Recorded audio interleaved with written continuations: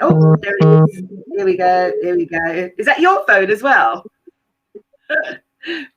All I can hear is bing, bing.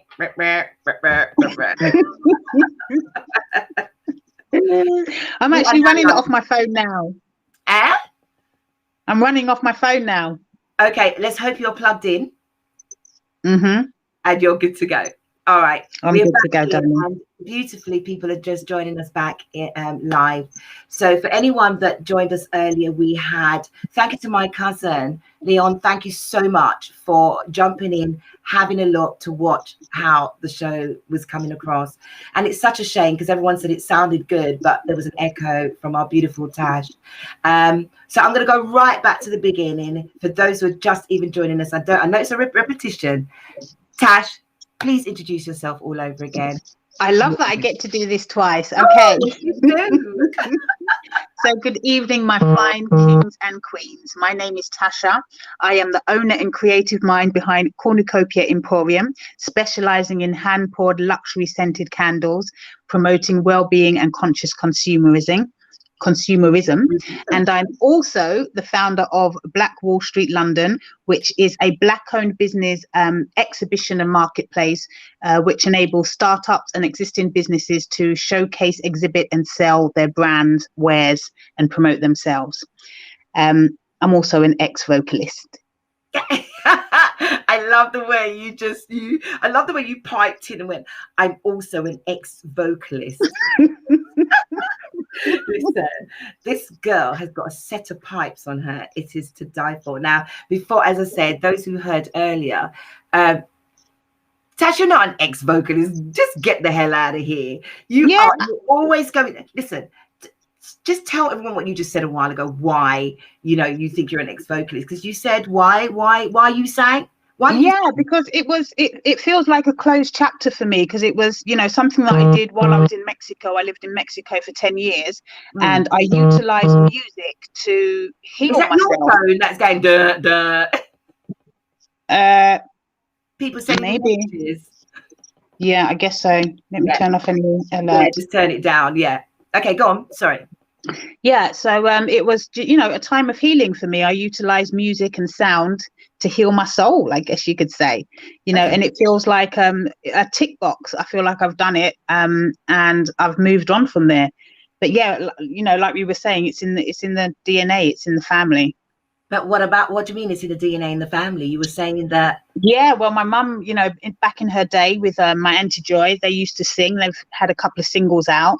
And, I was saying before. Well, hold on a minute. This story just gets even better. Well, one of probably their most famous was probably Clique Freak. And, I mean, they were just divas in their day, and. Are you kidding me? Yeah, absolutely. And I mean, like I said, for us as a family, it's just the norm for us to get the mics out, have a couple of games of Ludo and sing our hearts out. Yeah. Like the video that I saw when you said it was one of your auntie's birthday or something. Absolutely. And the harmonies that was coming out of this, that you guys put out there was truly amazing. So it's like there was like 4 of you that was singing at the same time, including Kim. Yeah, that would have been me, myself, my sister Kim, and my cousins Leona and Cassie. Cassie goes by the name of Queen Harmonies. And Cassie herself, she has a couple of tracks out. Hey Mr. DJ was one of them.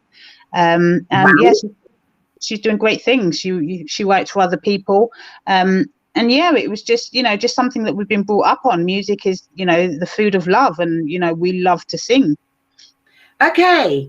So it looks like so now someone says, unless this is old, Tasha's got her speakers up too high. It's a common issue with echo. Oh, is it? So it's not really me then.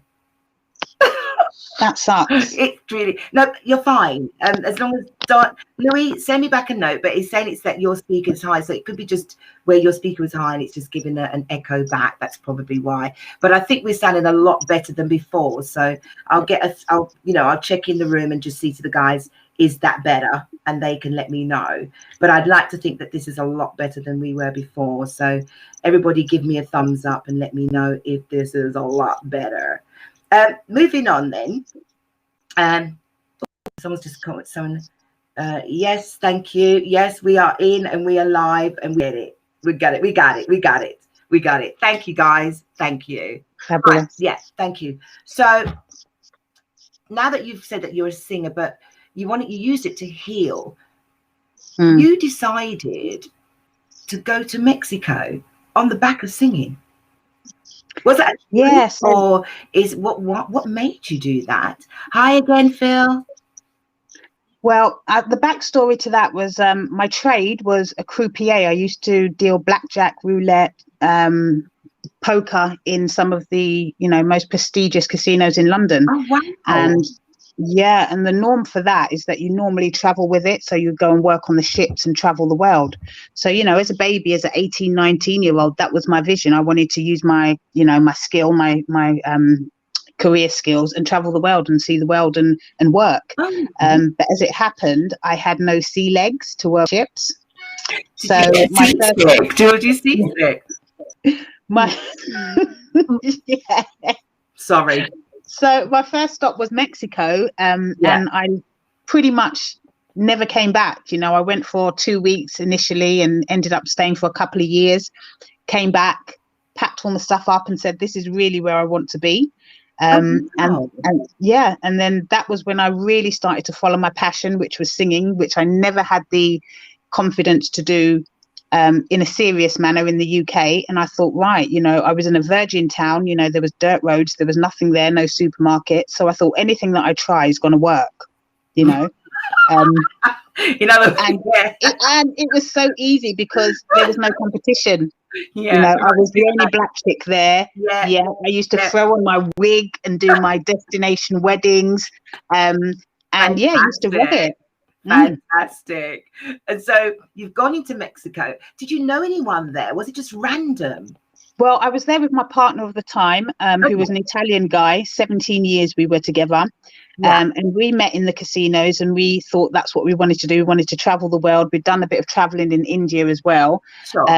And we were going to set up a beachside hotel.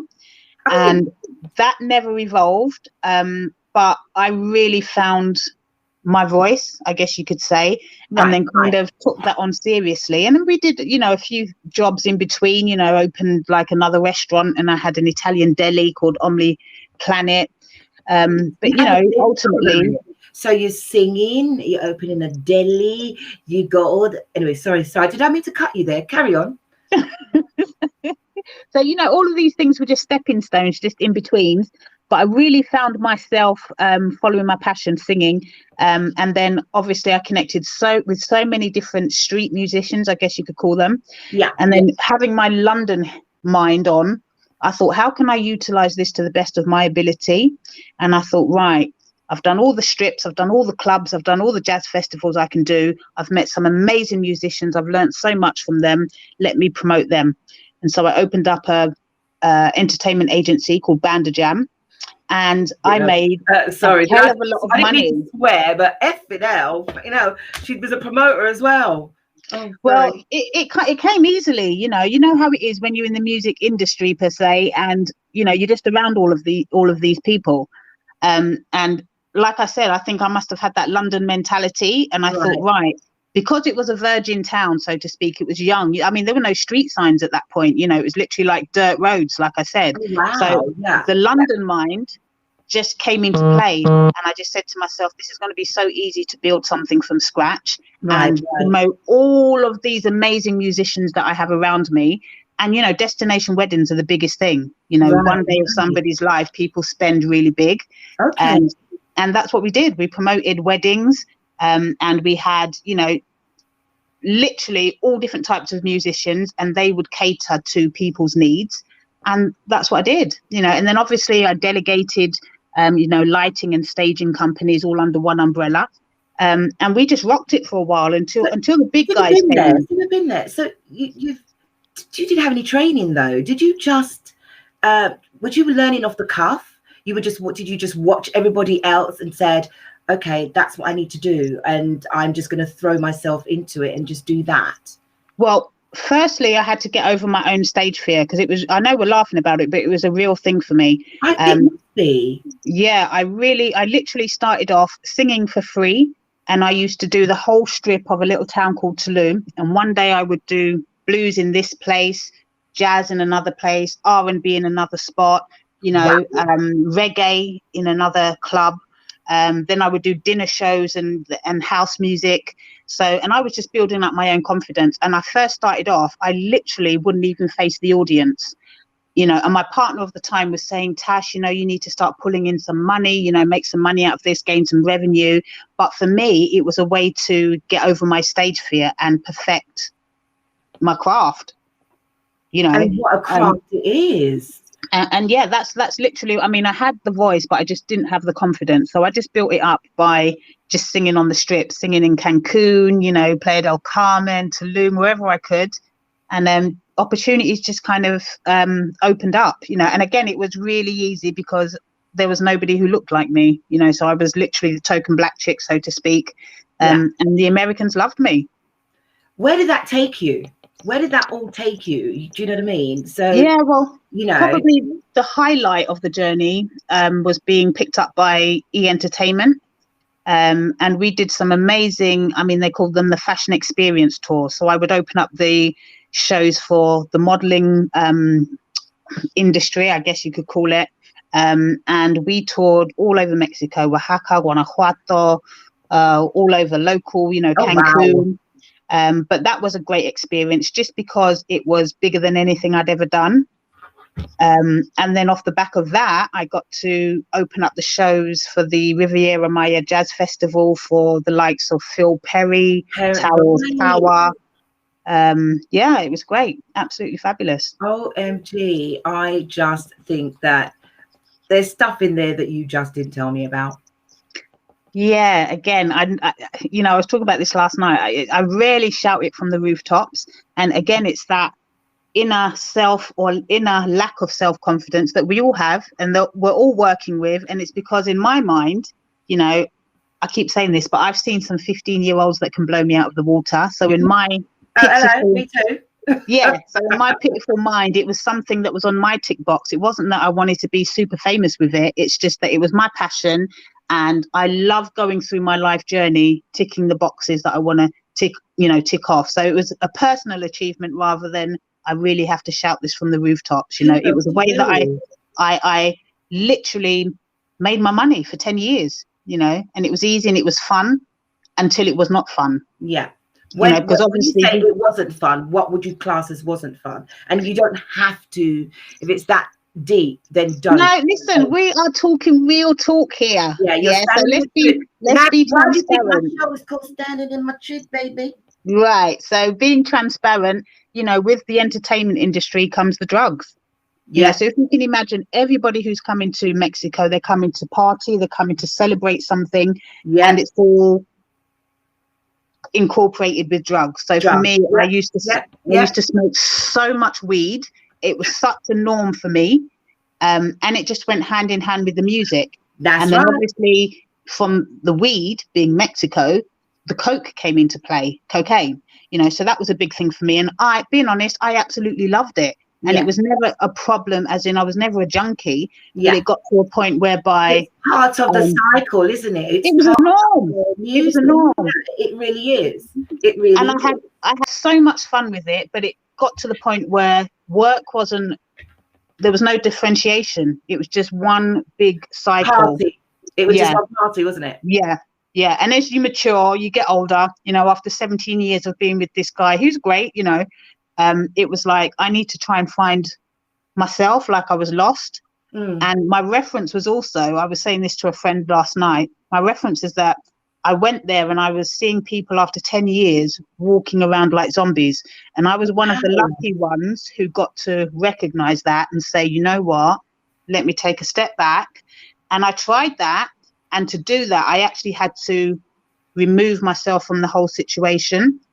And I made a huge life change. And that was that, you know what, I don't want to smoke weed anymore. I don't want to do coke for fun anymore. The music thing, I can tick box it, and it's got to a place where I honestly feel that I've achieved what I wanted to achieve, and I'm ready to let it go.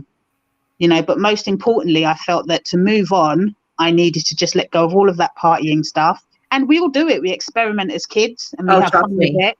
I smoked weed back in the day. I've never had the fortune or misfortune. I think people used to see me out and think, yeah, she's done coke. Do you know what? I've never tried it. I've never ever tried. And you know, and people would stand up and tell you, have I lost her? Where's she gone? I'm here. Tasha, where you gone? I'm here, baby. Oh, right. So just as I'm about to say the blah, blah, blah, blah, blah, Tasha's lost. I think she either dropped the phone. I'm here. This is definitely not a gremlin day. But she's coming back. Is she there? I'm here. Is she there? Let me see if I can bring her back. Can you hear me? She's just messaged me. She's just messaged me. Are you there, Tash? I am. Can you hear me? Bring yourself back in. Let me try again. God, I was just getting to the juicy, nitty-gritty bits of her having her, you know, talking about. Can you hear me now? Her, so hey! Hold on, let me just do my party dance. Hey, hey, hey, she back. She back. Take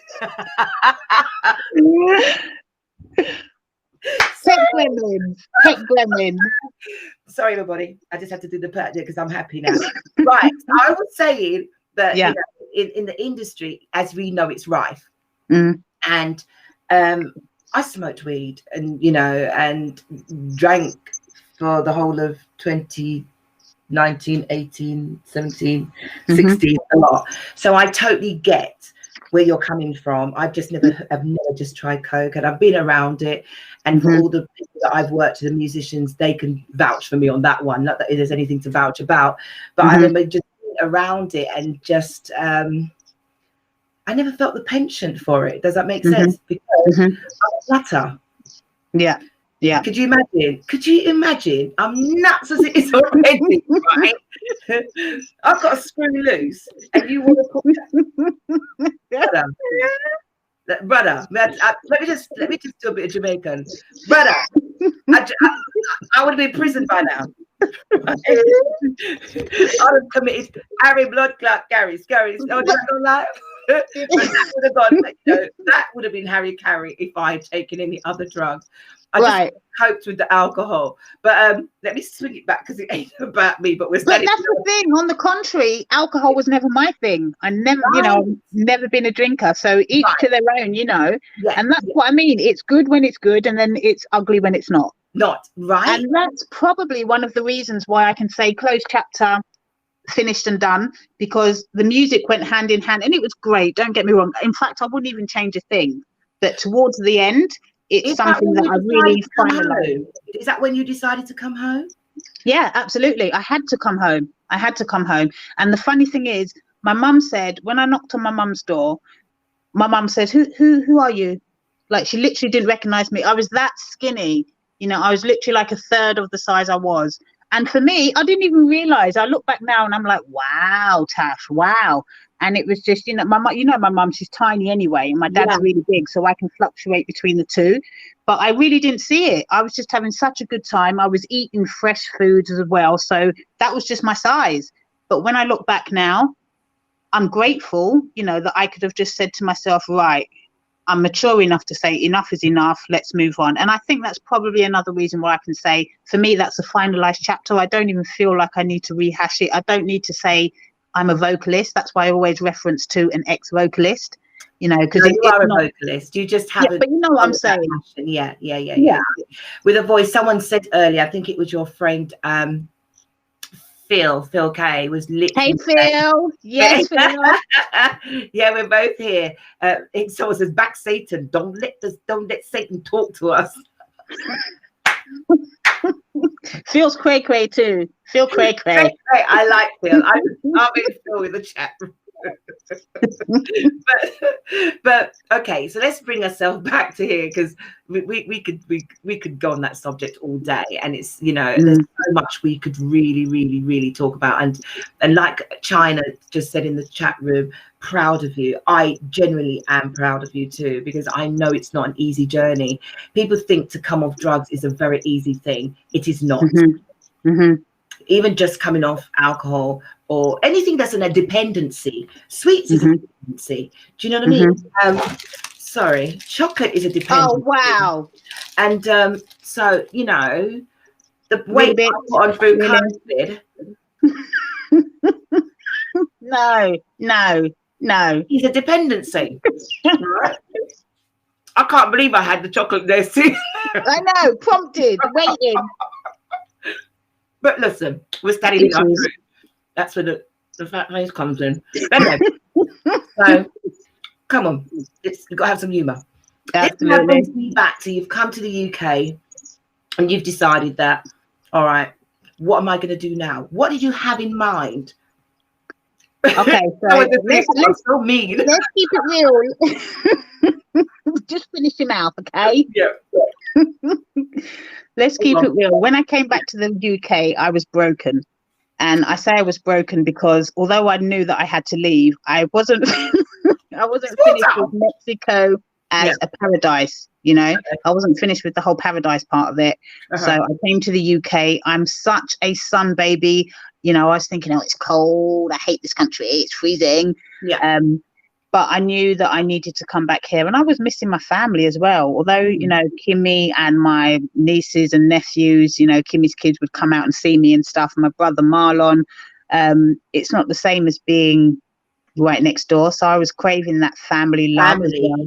Yeah, it's medicinal. It's definitely medicinal. I'm going to go just a little bit back because someone has just said in the chat room, I don't want to hail you out if Shirley doesn't mind me, but she said she's been smoking weed 40 years plus, and sad to say, but she can't give it up. Listen, Shirley, don't even be big enough, you know, making yourself feel that bad. I mean, Tash, would you agree? It's each absolutely. You know? Listen, that's the manifestation. If you're saying that you can't give it up, you won't give it up because you're programming yourself to feel that way. You know, for me, I know it sounds cliche, but for me, it was literally as easy. I mean, I don't even know what I was going on about. It was so easy for me to transition from smoking to not smoking. It was like a switch. But you know why, V? It's because mentally, the penny drops. You know, it's nothing that you have to do. It's just your psyche says, you know what, you go through all the stages of your smoking and it's fun. You're smoking and it's a social thing. I used to smoke on my own 24/7. You know, and then it gets to the point where the curtain comes. Every time you have that spliff, it's like that dark curtain. So you go through the stages and then it's your body that actually says to you, you know what, I've had enough. And until you've had enough, it doesn't matter what you say, what you think, you know, your body clock is still on that same path. But when mentally it clicks and your body says, you know what, this is just not for me, you'll expel it. You know, it's like an exorcism. But you know, and then people are saying that weed is, you know, the weed is medicinal. So you know, it is medicinal. There isn't anything wrong, but it's the kind of you know, that's right, Shirley. When the penny would have to drop. So someone can't, even if you've got health reasons, which someone just said, you could have health reasons.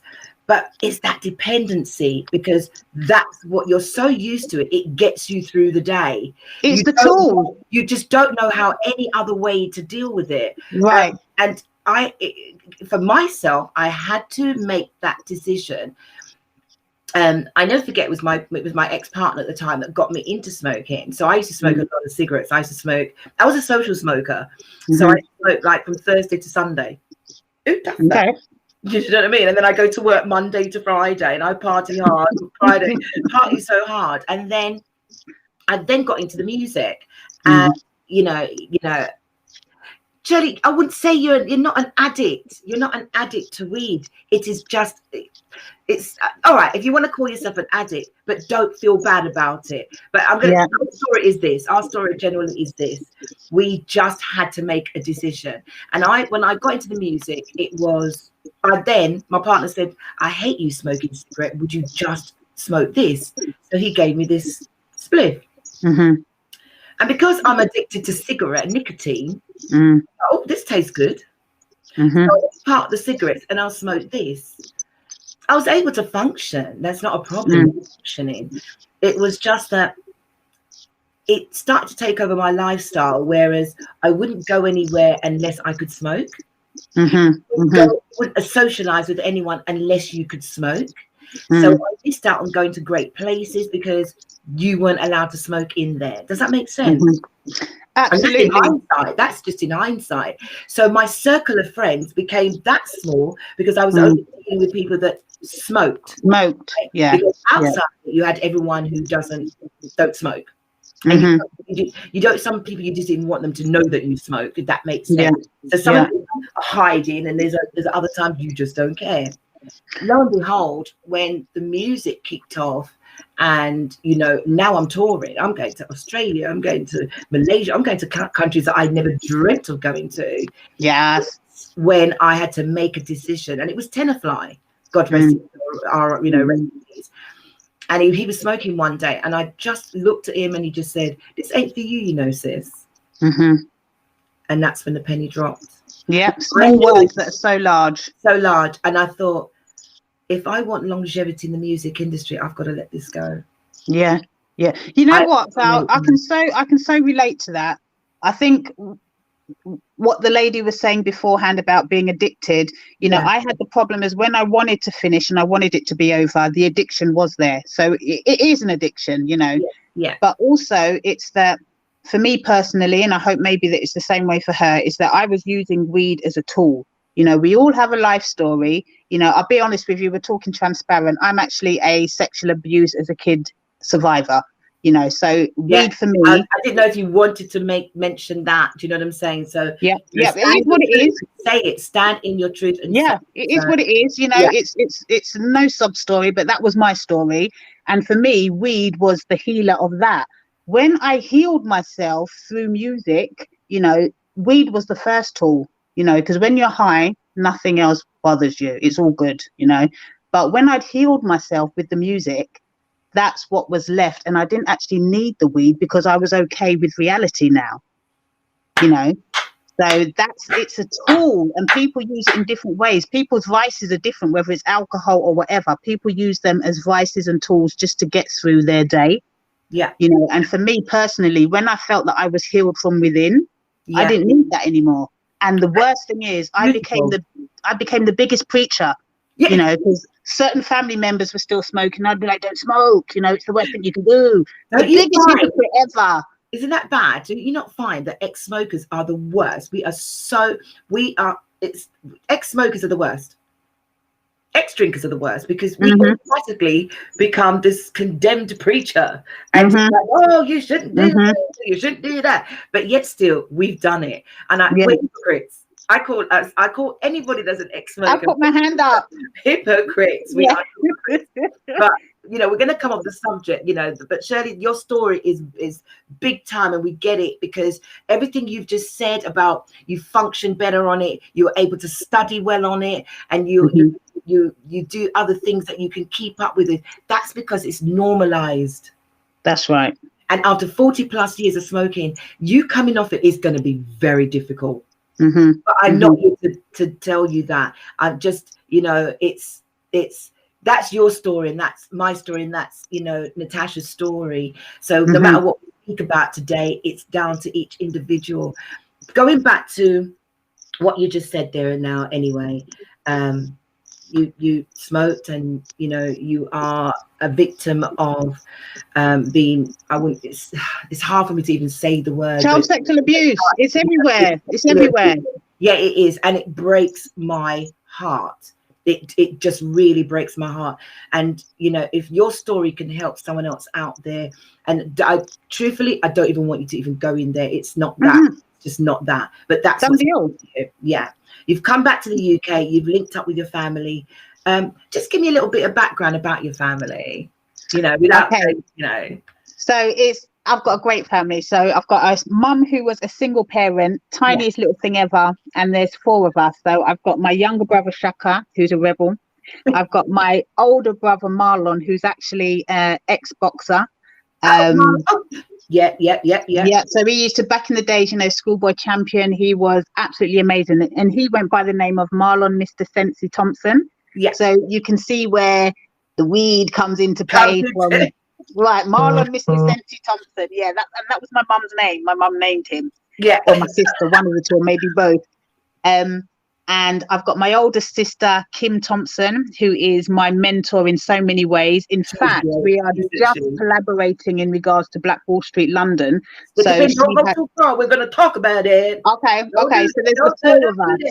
Right. Don't be spoiling it. There's the four of us. Come on, don't do that. Come on. Yeah. So there's the four of us and my mum, and we were born and bred Londoners, basically. I think everybody barring me is still living in London. And yeah, we had a blast. I mean, we were brought up around the boxing world. York Hall was the second home for us, and that's what I think kind of kept us as kids dedicated and off the street, so to speak. My mum was very strict, and my brothers were into boxing, and we followed as a family, and that was us for a long time. Oh, that means really long time. Saturday to see Master Knowledge, then, yeah. Trust me, that brother is a character within himself. I thought I was a character, but he makes me hands flipping down. I don't know how. I'll be honest with you, I don't know how I'm going to interview him. But anyway, let's go back onto that one. I think he's going to go like that. I mean, like this. Nothing said. Do you know what I'm saying? So I'm dreading that show on Saturday. Do you know what I'm saying? Wow. Yeah. But no, so your family, you say. So. Yeah. Kim, and I know Kim. Those who don't know, I know Tasha through her sister, Kim Thompson, who's truly amazing. Do you know what I'm saying to you? And we were saying before that that's how you and I met. My sister introduced us when you were amazing enough to gift her a personal chefing birthday party. Not even a birthday party, it was just the three of us. She was kind enough to invite me in. I think I might have been over from Mexico then. I might have come over from holiday, I think it was. That's right, yeah. And I remember her saying to me, I said, look, I've got this surprise for you, blah, blah, blah. And she was like, what is it? I said, look, just get dressed. And then she messaged me, says, can I bring my sister? I said, yeah, no problem. And I had to ring up the chef. I goes, oh my God, we've got another mouth to feed. You know what I'm saying? But he did it at his home, which was beautiful. And I found the photos the other day. So pass them on. I should do that. Yeah. And the food was amazing. But that's literally how we met. And I remember, my sister, she's got such an amazing background of friends. I mean, she knows everybody. And they're all bona fide friends, and I used to envy her because I moved around so much. And I was such a recluse in myself, I mean, I know a lot of people, but I don't home in on a lot of people. And I used to sit back and I used to just be so envious of her. I hope you're watching, sis. Oh, I don't know if she's I haven't seen her. I don't know if she's watching, but because she knows so many people. And I remember thinking, I wish I had that background where I had so many friends. And I've got so many associates and people that I know, but not who you can invite to dinner, invite to your house. So she's a big part of my life in regards to being my mentor. I was talking just last night to a couple of friends.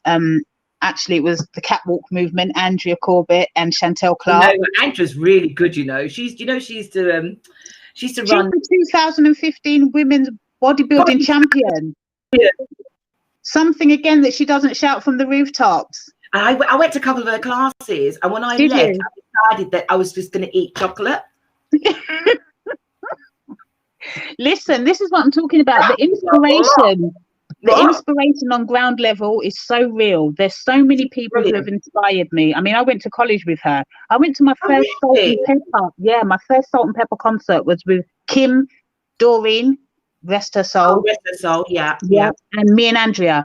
And she has inspired me from a distance, watching her and her life story and her mental health issues and her coming through the other side in such an amazing way. All these people on ground level. Yeah. So inspiring. We'll set it up that I'll get her onto the show in a couple of weeks. Because that's how I found her. Because I remember her story was on Facebook and I thought, Jesus.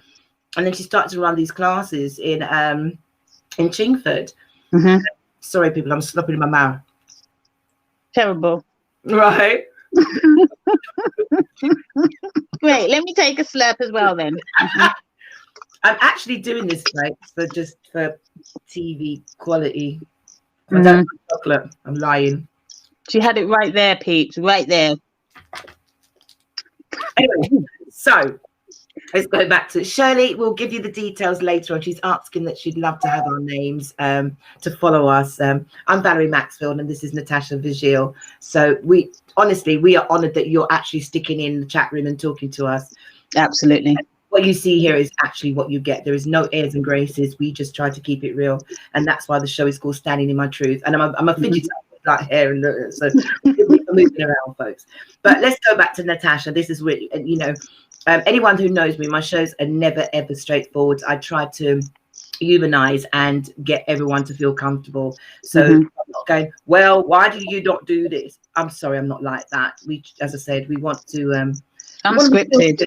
We want to feel good when we're telling our story, and I want people to be able to feel comfortable listening in. So anyway, Shirley, I really appreciate it. We'll come back to you. We've come this forward, and you've met Andrea, and you've decided to put this all together. You've come back to England. When did you decide that I need to make a change and I now need to make a business? How did that come about?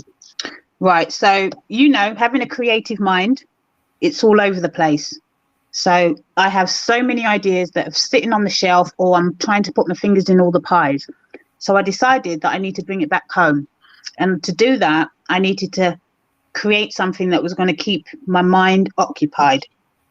And I've always had a love of, the senses, sound, scent, sight. I was saying again to Andrea last night, for me, traveling was the best experience you can give yourself or anybody around you, because you just get to learn so many different things. Everything is put in perspective, and you get to see how other people do.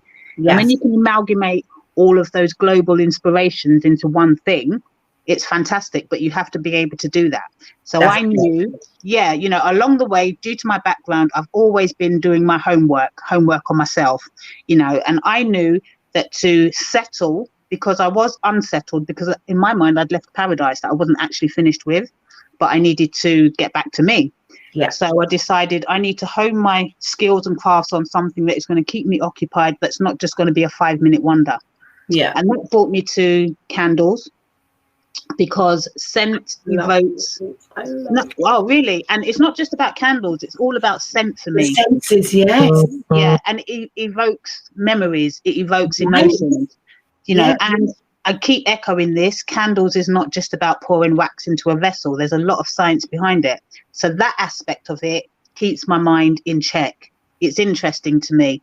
I love discovering new scents. I love amalgamating scents together. But most of all, scent just gives me memories of my worldly travels, So that being said, to do it in a professional way, I said, right, I have to do this in a plausible way that is going to, 1, be able to make me a revenue, 2, keep me occupied, and 3, be a plausible business that I can actually say is a plausible business. Right. So I started making candles. And I put my heart and soul into it. I'm so passionate about it. Stop. You didn't just start make candles. Right. Let me just go. So because we're not on the OBS and I had all of this set up where you can see all the photos, I'm going to say this and you're going to finish the sentence. You had the idea, you did the research, and it cost It cost what, £3,000? I think in the region, it was a lot to start this, to make it a business. Listen, this is me. I'm such a bargain chick. Yeah. I hate name brands. Don't get me wrong. If I like it, I'll buy it. But I hate the whole throwaway culture that we have. So in my mind, I said to myself, this business is not going to keep me in the red for the first 1, 2, 3 years. So the brainstorming comes into play. How can I start up without actually having any debt? That was my primary goal. So I did a little bit of research and I came up with crowdfunding. I'd heard about it, but I'd never tapped into it. Now, don't get me wrong, V. It was embarrassing at first because you kind of feel like you're begging. Yeah, and you're wearing your creativity out there for everyone to make a comment. Right. But once you get over that internal stupid hurdle, it was a great means to, 1, spread brand awareness, and 2, make sure that I'm going into this business with money that, 1, I don't have to give back, because that's the best kind of money there is out there. Yeah. And two, there's longevity in the business because I'm not 1, 2, 3 years into the business in the red. So I crowdfunded and I tapped into all of the government resources that I could find. So I did weeks and weeks, probably months of just researching and applying for grants. And again, it was never about a loan because remember, I'd been away for 10 years plus, you know, I was in India 2 years before Mexico. So it was a long time and my status was alien. You know, it wasn't like, no, you know, I wasn't a foreigner, I wasn't a refugee. Although I was born and bred here, there was no status for me, you know. So I wasn't able to get any bank loans or anything anyway. So that was my stepping stone. It was crowdfunding and tapping into all of these government resources. And like I said, I'm a bargain girl. So before I put anything in my basket to buy, I just put it in my basket to settle. You know, if that makes sense. It does. So I tapped into so many grants. I applied. I used my blackness. You know, I was living in Devon at the time, and I said to myself, I said to the Devon County Council, you know, I'm one of very few black businesses here. I want to represent Devon in a good way, and being black, I want you to help me do that. And I was allocated a £1,000 grant from Devon County Council under the scheme of Devon Delivers. Yeah. And that allowed me to go and exhibit at the UK Black Business Show. This is what I had as well. Never mind. So, I'm going to show your show reel. When I've done it, I'm actually going to put it up on our page and let that show of the back of our story. People really, really need to see that. So the crowdfunding, you needed 3,000 on top of the 1,000 that grant that you had. But you actually went above that, didn't you? Yeah, absolutely. We hit target. Don't get me wrong. There was a lot of in-betweens then because I started off in car boot sales and marketplaces, plugging my candles and giving candles away and doing all of that groundwork to build the foundation. But when the idea popped that this could be a plausible business, when the feedback was like, okay, so this is a great product, you know, I know it, now the customers are saying it, how can I make this a plausible business? It was all about the financial struggle. And that 3,000, there was an amazing scheme, and it still is, on crowdfunder called NatWest Back Her Business, and I tapped into that and they doubled my money. Wow. So, yeah, and it's still going. On top of the 4,000 that you made, they doubled that as well. Yes. So, and this was all, you know, free money. Those who actually want to do something like this. Listen, there's so much stuff out there. They, another story, but they don't want you to know or don't want you to have it, but it's actually there. Someone else said that on the last. It's your job to find it. You have to. You can't just sit here and say, "Poor me, why am I not able to get all of this?" You need to go and find it. Yeah, and there's a lot of grants out there. We had this conversation, I think, if you recall, on one of our shows, the motivational show, which is back in 2 weeks' time with the parents and the girls who work in the councils and they work in the homes. They know someone got £10,000 for a grant for a small business. Yeah. But the government isn't going to give you that money. You have to actually go and find it, or it's word of mouth. It's not something that's advertised on a board for you to see. So, you know, kudos on you. Yeah, kudos on you. Thank you. You started the cat. You got that money, and with a lot, I'm sure you had a team of people around, and you start to get this pouring of the candles and marketing it. And oh God, people, if you ever see how beautifully packaged this product is, and trust me, she put a lot of work into it. I have to say, Natasha, the packaging and everything, the marketing that you put into it is beautiful. And I'm proud. I, for one, am very, very proud of you being a black, business owner, to come up with something like that, because it's not an easy industry for you to be in. No, and that's the thing. You know, I took it by the horns because I said to myself at the beginning, and I remember this when I was just putting the idea on paper, and I said to myself, there are so many different candle companies out there. How am I going to do this? You know, so I said, right, for one, I'm going to start out with 10. All right. So whoever's trying to play catch up, they've got to go, you know, there's a long race. I'm going to come out with 10 straight up. I'm not just going to come out with one. You know? And then I thought, you know, and this is what I suggest to everybody is keep your business, keep your passion all about you. You know, there's no need for you to try so hard and gimmick and think, okay, what's on trend? If you keep your brand and your business as your own life story, nobody can touch that. You know, nobody can touch that. Absolutely. So how do I incorporate that into candles? Well, I'm thinking of my global inspiration. So I'm thinking of the moments and the roller coasters that I was up and down. You know, I'm thinking of my candles have to have a character. You know, so every single one of my 10 cents, they have a name. And that name is going to mean something different to you, but it's a part of my journey. So I start off, you know, with I've got my harmony, I've got my tranquility. Enough said. You know, I was going through those motions. I've got the obvious, the yin and the yang. Yes. You know, and that was about me because I've been a dark person and I've been a light person. Light person, yes. Right. The Shalom, you know, says it all. But actually, Shalom is a shop in Mexico that I helped open with a group of friends as well. And that's part of your journey, and those spaces brings that back to you. So you're sharing that. Right. And then you've got the melanin. So I've got amber noir, berry noir, and black rose. You know, so I was incorporating, and you don't have to try hard then because it just comes naturally to you. You know, when the ideas was there, I was just like, right, this just feels like a glove. You know, it fits. And that's where it started off. And then just thinking how scent evokes memories as well. When you put that all together, it's an amazing journey.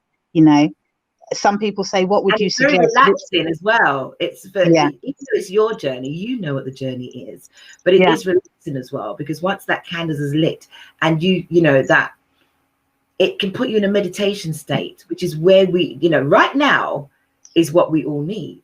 You know, you started this product up just before COVID, and you know, so there you are, you've pumped into it. And you did your exhibit down in Devon, and 2019 you got to exhibit, you know, over a few different places. Well, the UK Black Business Show changed my whole business world. It certainly did. It propelled you. But then comes 2020, where you're. I think you've only been in the business about a year by now, if I'm right. Yeah, the candle business. When I put the time together with the candle business, it's just coming into a year, and then you were nominated. Yeah, so the candle business is probably about 18 months old now. Right. So the transition is that I was sitting in car boot sales marketplaces. I'd been to the UK Black Business Show only because I got this grant from Devon County Council that enabled me to do that, because it was such an amazing show. It blew me away. When I say we as a culture turn up, you know, suited and booted, I was in tears. I remember being in the toilets, being so overwhelmed. I was in tears. So beautifully again. Oh my God. Oh, it was so amazing. I can't wait for people to see this. But you know what? It was a double-edged sword for me, because my initial reaction was, this is such an amazing platform that it's not accessible to us. Right. You know, it was, if I didn't have that grant, there's no way I would have been able to afford, as a startup business, between £600 and £1,000 just to have a small 1-by-1 pitch, or I couldn't even fit all of my wares in there. You know, with no disrespect to the UK Black Business Show, because that was my inspiration for Black Wall Street, London. I was thinking, if I can transition this into something that is accessible to all. And then you come into the Black Wall Street, London. We're coming to that. Yeah. But saying that, let me finish. The UK Black Business Show opened up my world business-wise, because that was the platform where I met other organizations like Hustle and Heels, like Coach Dorrit Harris. Yeah. You know, like, too many to name, but a couple of them were really inspirational for me. So that's kind of what opened up my doors in regards to, I don't have to be a market stall brand. Yeah. I can make this something bigger. Yeah. You know? So you now come to 2019. And on top of everything and the people that you've opened the doors to, that's opened the doors to you, that's now inspired you, COVID kicks in. And with COVID, you're just about to be nominated. You've been nominated, you know, as a, you know, new business on the line. This entrepreneur, entrepreneur. Let me bring it up here. Entrepreneur. I got it. You can't see it. Unfortunately, we're not in RBS anymore. So I can't even bring it up. I'm so upset, right? Great British Entrepreneur Awards in partnership with Starling Bank. Yeah, so you were 20 thank you. Finalist, and just watching your journey is oh my God, it's beautiful. So inspiring. You know what? that was the recognition. The recognition made it real for me. And I didn't care whether I won, lost, or anything indifferent. For me, that was it. Yeah. And from that moment on, I knew that I could use, don't get me wrong, it's not like a huge success, but it's a tool that you can use to drive everybody else. But you know, because it's you persevered, absolutely, Natasha, because it would have been very, very different, as I said, with COVID kicking in. And those that finalist show was literally in March, April. So no one could come. No one could see that, you know, you got dressed, you came online, you told us how you were feeling. It was beautiful to see, but it was such a shame we couldn't be there to witness. Yeah. We were now going into lockdown. At that point, you then started, we then had the George Floyd situation. Yeah. And everybody now was agitated. For the first time, I think the country as a nation of Black, Asian, mixed race, you name it, but anyone of color, even though we don't like to be colored, of color, started to say, I don't fit, I'm feeling that. Oh, we're screaming and we're, you know, blue murder. But what COVID did was it took away a lot of people's livelihoods. It allowed people to, for the first time, take a sit back, kick back, and look at themselves. Those realign themselves, those who didn't realign, I can't speak for you, but I can genuinely tell you that if I didn't, me personally wouldn't be doing this right now. But it allowed people to dig deeper than who they are. So if money wasn't, dig deeper to find the money. Does that make sense? For the first time as a nation, we decided to stand up and speak up, and decided that things had to change. Things had to change. Know what, allow other people to change it for us. But you used the opportunity, started a catalogue of all Black-owned businesses. Why? Yeah, so this is a strange one for me because I got a little bit lost in this movement, I guess you could say. Yeah. So as you know, my family are all colours of the rainbow and everything in between. Yeah. And I was so tired, as I don't know anyone who isn't, you know, who doesn't have a Black family member or white family member or someone in between. You know, we're integrated. Yeah. Yeah. And I had such a hard time. In hindsight, it's really weird because, you know, I'm living here in Devon. And I was so infuriated. I did my trips. I went to march in Reading. I came down to London and I did a few marches. Yeah. And I found myself getting lost in the cause that wasn't even a cause. I think a lot of us, Yeah. And again, for me, it's another conversation, but consciousness is a whole different level. We don't have to march for our own consciousness. It's all within us. And so I did my little bit. You know, I wanted to stand up and be counted. But it didn't make sense to me. It really didn't make sense to me. And I thought, you know, 1 in a million, yeah, that's great. I can march all day long. But what really upset me was that it was, you know, I took videos, and you'll see on my Facebook page a couple of posts of the marches I went on, protests or whatever, peacefully, of course. And it was all kids. It was all babies out there. Yeah. And I remember sitting there in Trafalgar. Where were the adults? Yeah, and I was sitting there in Trafalgar Square and I was thinking, my God, look at this. This could be my little niece or nephew. It's a beautiful thing, but at the same time, it's such a sad thing. These kids should be at home drinking, having fun, having sex, going out, you know, doing homework. And here we are still. And I realized the diversion in what was happening. You know, it's the divide and conquer still.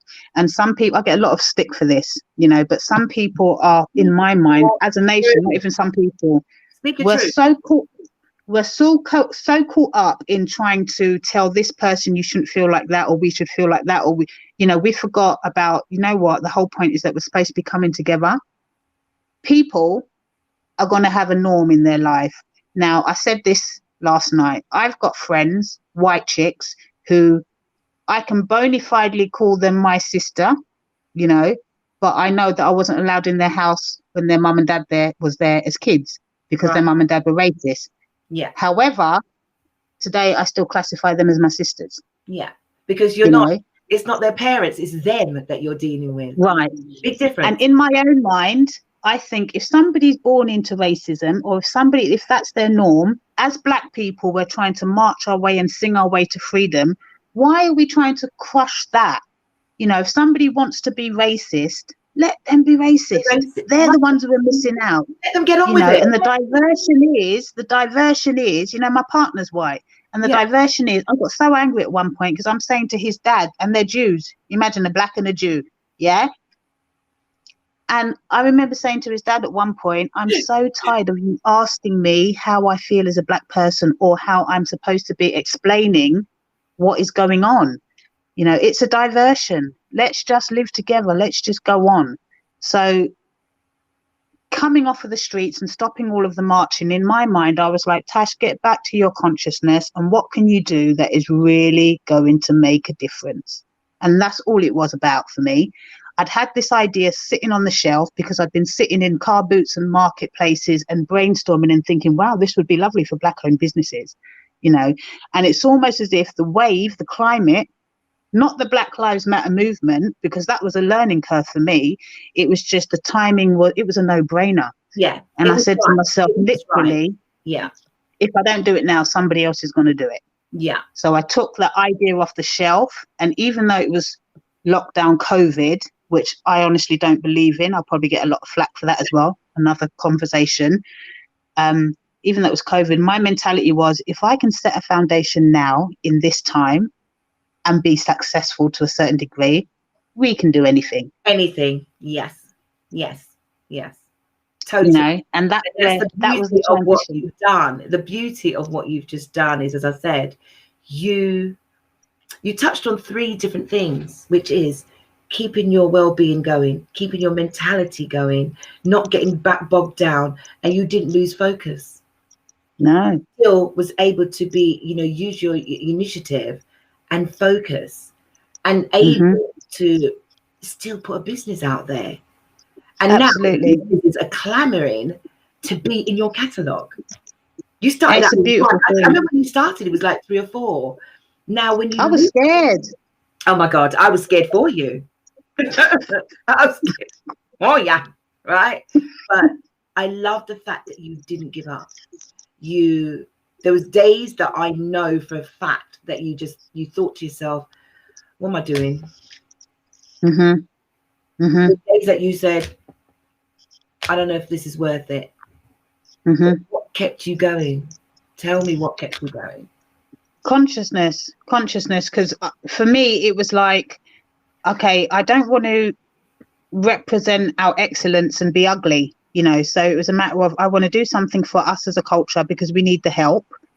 How can I showcase my own self and everyone who looks like me, but without eliminating the rest, you know? So that's where the concepts come up with. Everybody's welcome. Woo! However, we're just highlighting Black-owned businesses, but everybody's welcome. You know, and there's somebody called Hugh Bellett, and he's Hugh and Lorraine from Black Business Recommendation Facebook platform, and he said something that really hit home to me. He was like, you know what, we need to learn from one another. Us as Black people, we're probably about 50 years in business wise, right? Whereas everybody else, they're hitting the 400-500 year mark. So we'd be foolish not to try and learn from one another. You know, this is time that, man, you've got so much time on your hands. I'm not saying you shouldn't watch Netflix. I'm not saying you shouldn't have a downtime, but there's so much time on your hands to say, I want to try this. Now, there's nothing wrong with failing. You know, there's so much about social media these days that you could easily build a business literally from Instagram. You're an influencer. The problem is, are you going to influence rubbish? And what's the longevity of being an influencer? Do you know what I'm saying? Yeah. So I'm not knocking anyone who's out there doing makeup tutorials. For me, I love it, but I don't wear makeup. And I'm not doing that because I'm not. I just don't wear makeup, right? You'll get same. So there's great people would sit and have 20,000 viewers knowing how to put makeup on.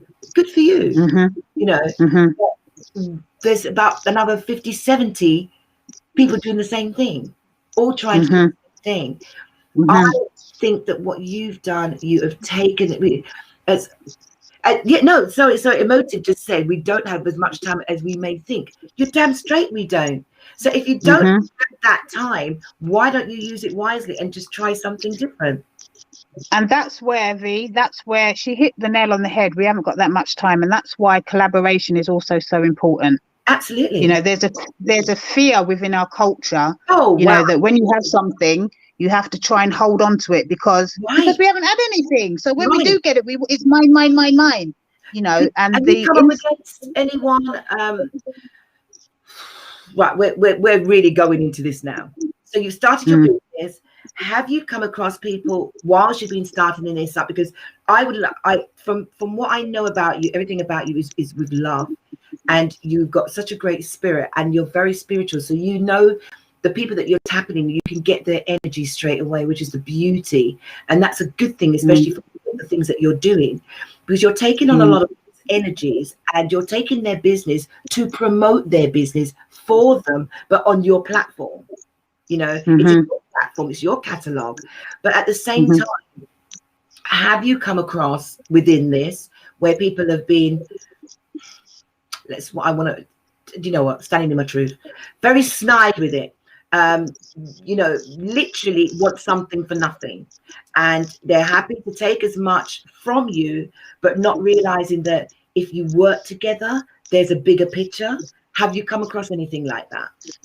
So I've come across that, but in a different type of context. It's more to just do with fear. Again, touching on that, there's just this inbred fear within us about being vulnerable and accepting a collaboration. So it's not that people want to take and not give, because I tell you what, we started off with maybe 18, 20 exhibitors, and now we have 60 plus, you know.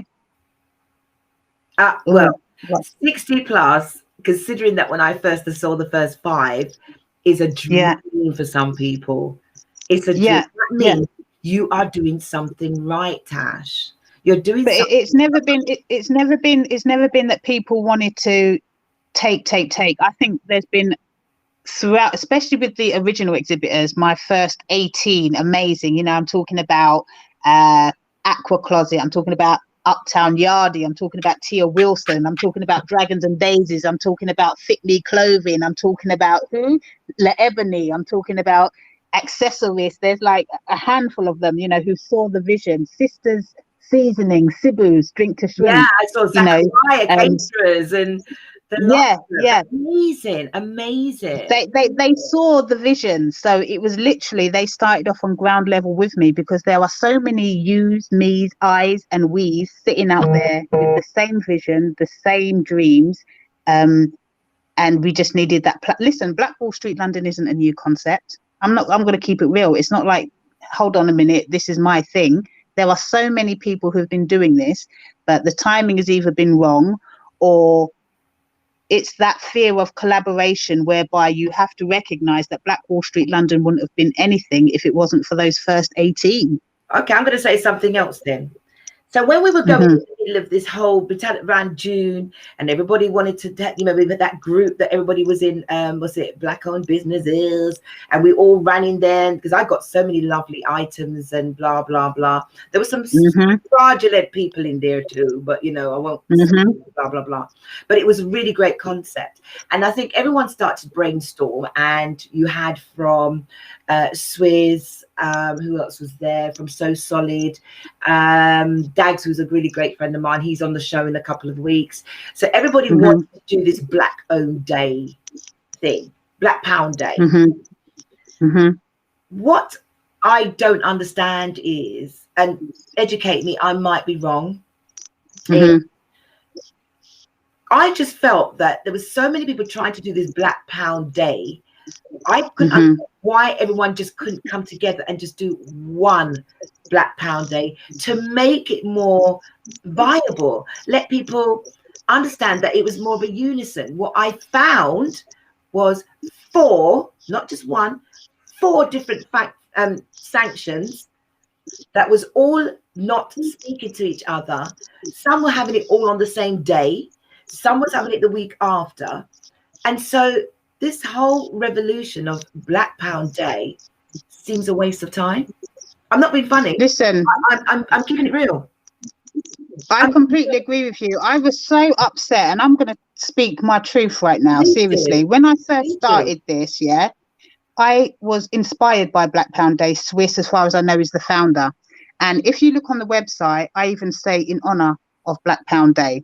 Yeah, so I'm showing my respect. And I reached out to Swiss, and I don't know whether I got caught up in the noise, but in my mind, I'm on the same level as you. I'm like, you know what? I want to be blurting out from the rooftops what he's doing with authorization in Birmingham. And I'd love for him to be promoting us. If somebody's doing it in Luton, I'd love for, all of us to be saying, and the next one is blah, blah, blah, cohesively. What did you get from it? Did you get a response? Nothing. I reached out to him a good few times across all different platforms, even went to agents and stuff, and you got to swallow it as humble pie because, each to their own, and he's doing what he's doing. But it's the competition. Again, it goes back to the fear. I truly believe there's even some people that I've reached. I'm disagreeing with you. It's about. I do feel it's fear. It could be. It's fear. Okay. You think it's fear. I think it's ownership, and that's just how some people are. Greed. And it's like, I need to be the name behind it. I need to be the one that gets the recognition for it. And I don't care who wants to curse me off on social media. I don't care who knows him from who don't know him. But, some people still have a chip on their shoulder, right? So I don't care if you were in So Solid. You could have been on Jesus's Bible, as far as I'm concerned. Well, what a great platform. In my mind, that would have been a great platform to help. Right. And this is the thing. This is something as a culture we forget, in climbing the ladder ourselves. It's like we're stepping on heads and necks ourselves. The hypocrisy of it is real. It's tiring. And I'm not, this is not a disrespectful rant for Swiss, but I was genuinely, I was like, right, this guy has a platform that he can. But then again, the other thing is you've got to bring it back home, because when you think about it, in my mind, Black Wall Street London was everything, but nobody else can see that vision. Yeah. So in one way, I think, okay, you got to bring it back home. Let's just do that. And you got to just try and lead by example. It's even right now, I have a big issue about shouting things from the rooftop. I still do. And it echoes in our first launch in September. We did it at the factory in Dalston. Bless the factory, Turkish family, Mehmed and his factory opened up their arms to us, because we were finding it really hard to find a venue that wanted to accept just the Black-owned business part. Yes. Yes. And it was just an amazing feeling. I've gone on a tangent. I can't remember what I was going to say. You were saying about and keeping everything together, and then now you decide to keep it. You see, I'm no, that's it. Sorry, you listen. What I was saying is, like in keeping everything quiet within myself, if you look back to that event, there was nothing about Black Wall Street London. I had a banner that was made by the amazing Patrick White from Combella, and that was it. I didn't have any Black Wall Street London or anything, because in my mind, although I was Black Wall Street London, coming from that marketplace myself and being an exhibitor, because I sell my candles at my events, I wanted it to be more about, I wanted it more to be about, like I said, the Dragons and Daisies, the Fit Me clothings, the Coens, the Acom fashions. I wanted it to be about all of us collectively. And I said to myself, you know what? I'm not even going to make any banners. I'm not going to put Black Wall Street London all around it.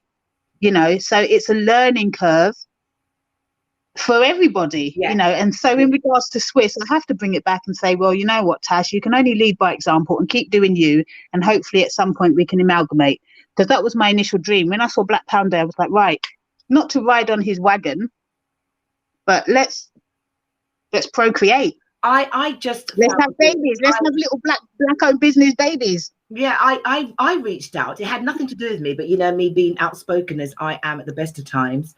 I like yourself, I kind of got caught up in that. I didn't get caught up in Black Lives Matter, don't get me wrong. What I got annoyed was that, like yourself, mixed family, of colors of having to sit on the fence, and I I didn't feel that I need to sit on the fence because I've got, Italian mixed race nieces and nephews, and I had to think, God, I wonder how they're feeling with all this going on. Right. I've got Asian, I've got Chinese in my family, I've got a mixed family, and so what I didn't appreciate was people literally saying the most, people that I knew, as in white people, that are so close to me, and the things that were coming out, I was like, Jess, I never knew you felt like that. But you're saying stuff to me. Is it that you think that do I portray differently so you think it's comfortable to talk like that?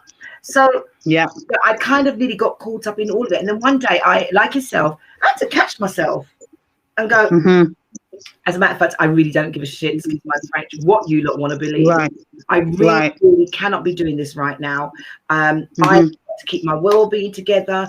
If you want to call me out. If you want to stop talking to me, if you want to, your business. Yeah, it's really your problem. I addressed certain people. I took certain people off my my social network because the language was foul.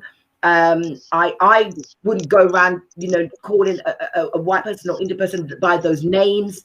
And so I had to say to myself, talk to people the way that you want to be spoken to. So I don't need to be up in political conversations. I don't have to post anything about being black, but I did go out and say, don't call me out. I'm so upset. You're calling me out. Don't do it. Right? Because you really don't know me.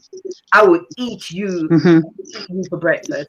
And unfortunately, I know my personality might come across like, but I'm far from that. I'm totally far from it. To be fair, as my mum said, you're just a little pussy girl. But I'm a bit of a gobshite at the same time. So I did the same thing, right? And I reached out to Swiss. I reached out to Dags and I said, guys, I really, and I was literally trying to talk to them. There was just nothing. And I said, you know what? If it's the power you want, that's why we fail. And I'm going to say, it's the power that they want. They need to feel recognized. And I'm not taking that shit back. That's how I feel about it. And that's why some of us will fail, because we want the power. We want the recognition so much that just by someone speaking up or even asking you for assistance, they feel that you're jumping on their bandwagon. You know what I'm saying? So that's my take on it. And when I saw that, I thought, my God, I actually don't want to do anything with it. I was only making a suggestion, and I'm saying, like Natasha, Michael Simon's doing this, that person, how all form a committee, and let's just have a festival, have a Background Day festival in 2021, and anybody that have the idea himself, go ahead. You a bitch, give them a bit. Sorry, someone said, right? But and I thought, my God, this is an opportunity for you guys to really make a difference. But on the news, and this person was like, oh, I thought, I just switched off. Bye. Let me carry on with my life, because I've got this part without you. And all I was trying to say is, let's come together. I agree, but it's a learning curve. You have to not even let them take you to that place. Because I got to put my, I get it, I can see, but I've got to put my hands up and say, before I was doing Black Wall Street London, I didn't know any one of the 60 brands that were on Black Wall Street London.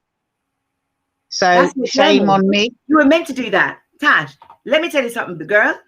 You were meant to do that. That's the journey that the universe gave you. You followed your instinct, you followed your journey, and you followed your spirit and your heart. And you said to yourself, I'm not doing this. What's that tune that says, I'm not doing it for the likes? What's that? There's a tune that's doing it for the love, whatever it is, right? I'm rubbish with reggae music, so no, I'm joking. I'm taking the wee. Me no reggae music like dirt, right? But you didn't do it for the likes. You weren't doing it for the the love or the likes. You did it for a passion. So Natasha absolutely is the owner of Black Wall Street London. Those who have seen the BWSL logo across Instagram, across Facebook, Cornucopia Emporium, this is the young lady that owns it. This is the young lady that has taken her energy, her time, and her expertise to say, I'm not going to follow the consensus of what everyone else is doing. I'm on my journey. Do you know what I'm saying? And Natasha, Yeah. I'm hoping that I've covered as much of it. Now, before we go and get off this, because we've been going now, blah, blah, blah, blah, blah. But we started a bit late, so we can take on another. We got time. We got time, right? And I'm hoping that people out there, those who joined us late, those who's joined us in the beginning, some who've logged in and logged off, I hope that they found. This is such an interesting conversation I've had with you today. It's been beautiful. Do you know what I'm saying? I feel the same way. Absolutely beautiful.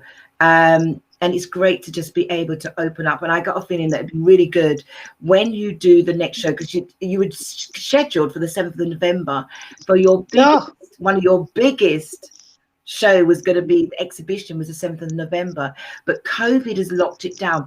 Do you know when your next date is going to be? Yeah, so this is a work in progress. So literally, we're waiting on the venue, and this is actually news hot off the press, because I've got a feeling my sister will say the same thing, is that Truman's are not in the situation to be moving ahead with the next event. So sad. Due to the current climate, you know, we haven't been given 100%, but it's looking that way. You know, I'm saying to all of the exhibitors that I'm going to update them next week, but it's not looking good.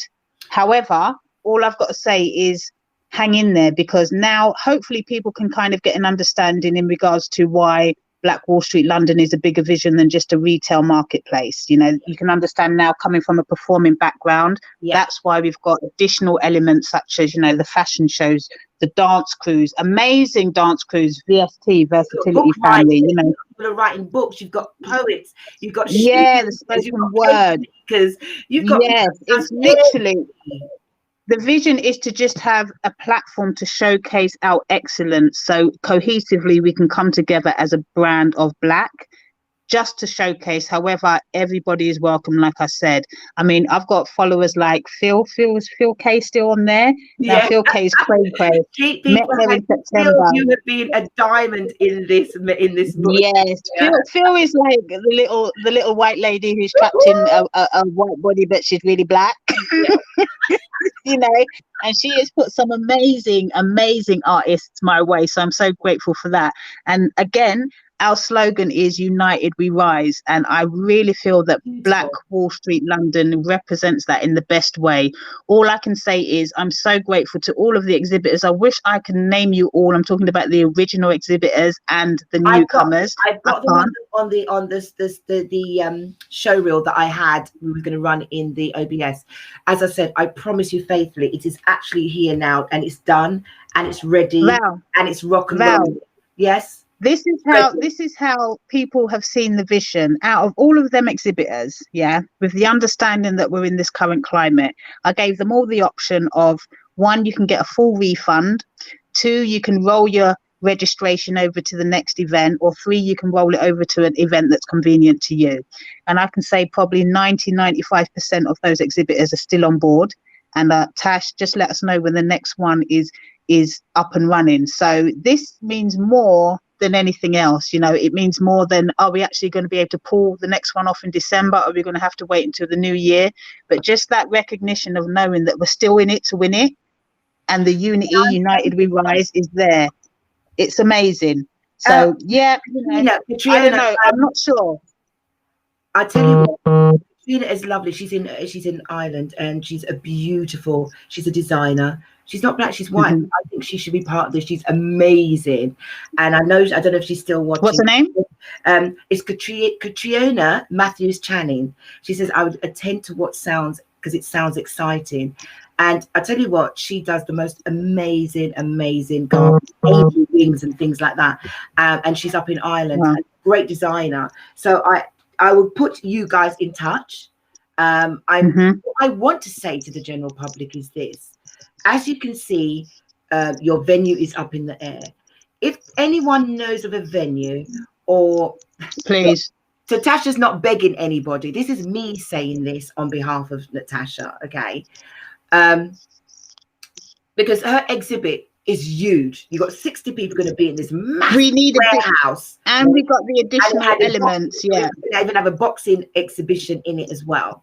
If anyone knows of a warehouse that, I think I might know of one actually, but me and you would talk. I've got somewhere but we'll talk. But anyone at the back end of COVID who you think is going to be open and adverse for an exhibition for people to come and have that, people can watch, come and have the exhibition, and other people attend, can you reach out to me or reach out to Natasha Vigille? She is on Facebook.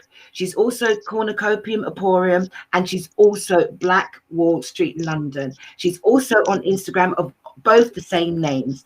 Her sister is called United We Rise. She's a UK.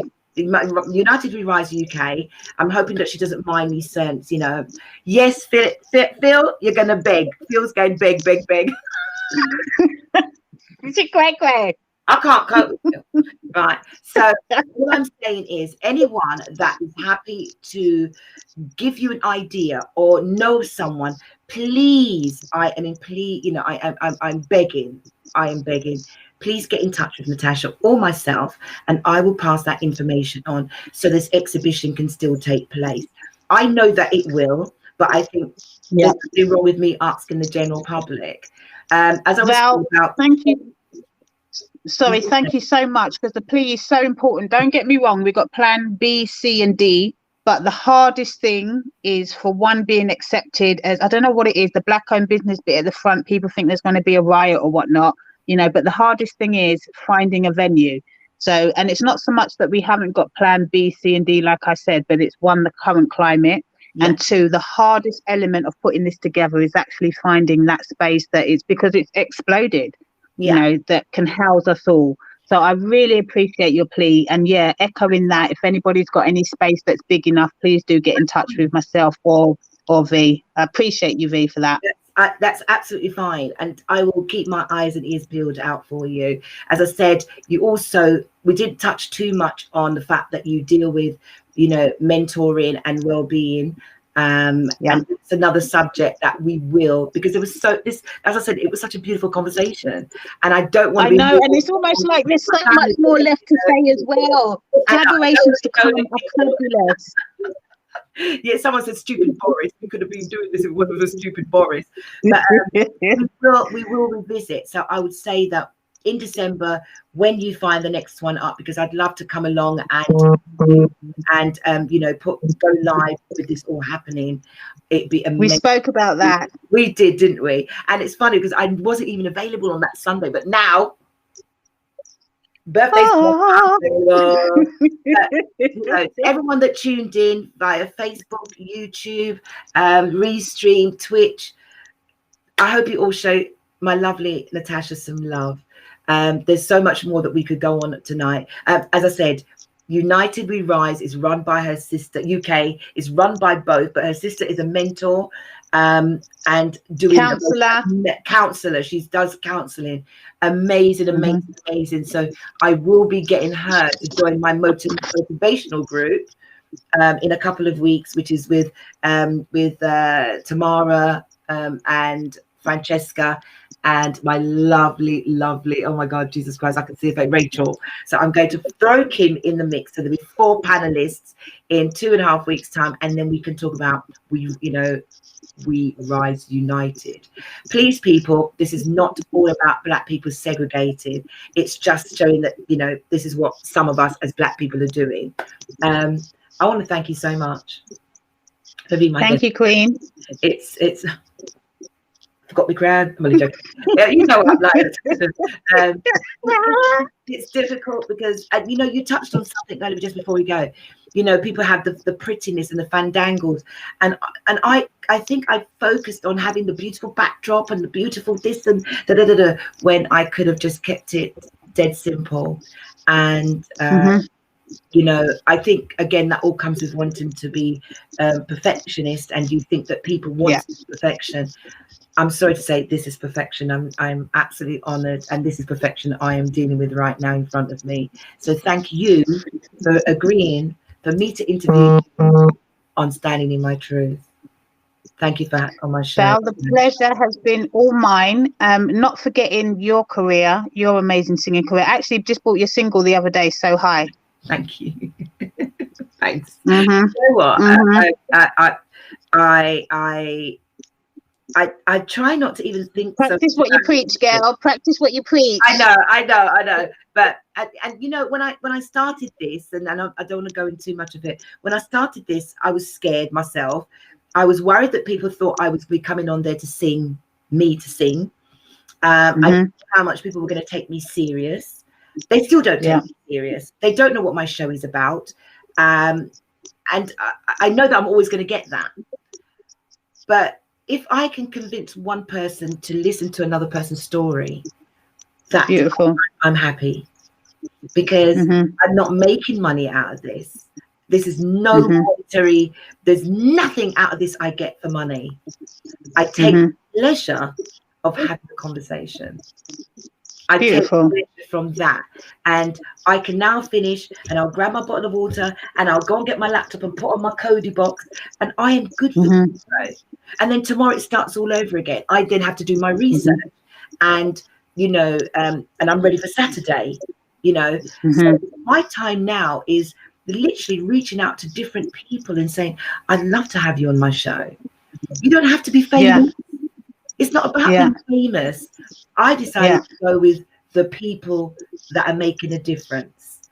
I decided on ground level. At ground level, and those are the people. So I know you said to me about the music. I try not to bring up that I've done music or I do music and I have a band. Even my band members are like, you know, what's going on, you know? And I said, I've been doing music for 20 odd years, and I've been around the world, and I don't need to tell people this is what I do. I get it. However, ladies and gentlemen, you can still go to Black Wall Street London, www.blackwallstreetlondon.com. Go to the virtual market page and you can pick up So High, Valerie M single on our virtual market page. Oh, you are to the Cardi B. You're rubbish. Right? I put the music out there. Whoever likes it, likes it. Who don't. All I'm saying is I love doing this. This is my passion.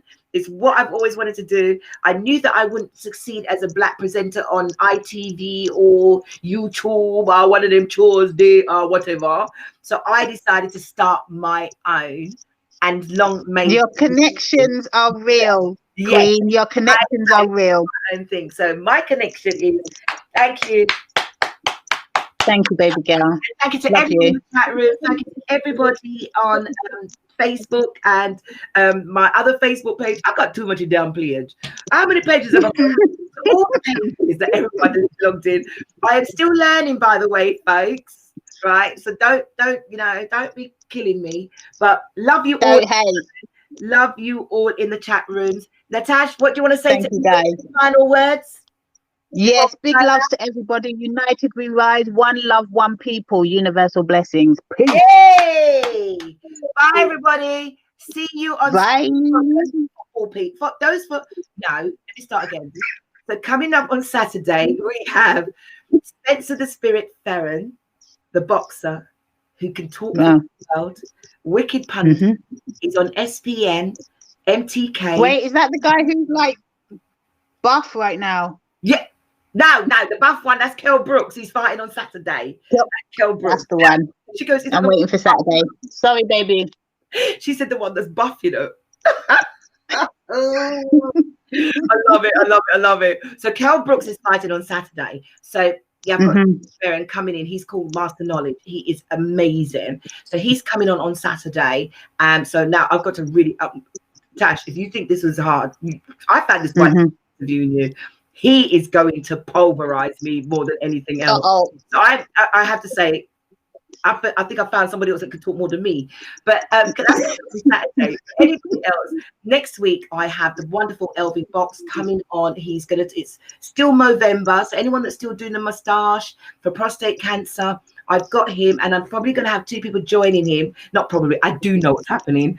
But the whole program next week for men's health, prostate cancer, and Movember. I hope the general public would join in, because too many people including very close to me, and I'm not going to say, has been found with prostate cancer. It's shocking. We don't know what to do about it. It's a whole new learning curve within our family. So we are going to be talking about that next week, next week, Thursday at 7:30. So join me. But in the meantime, can everyone please give a big love up to my wonderful Natasha, and we're peace and out. Thank you, Queen. Love you. See you all. Bye.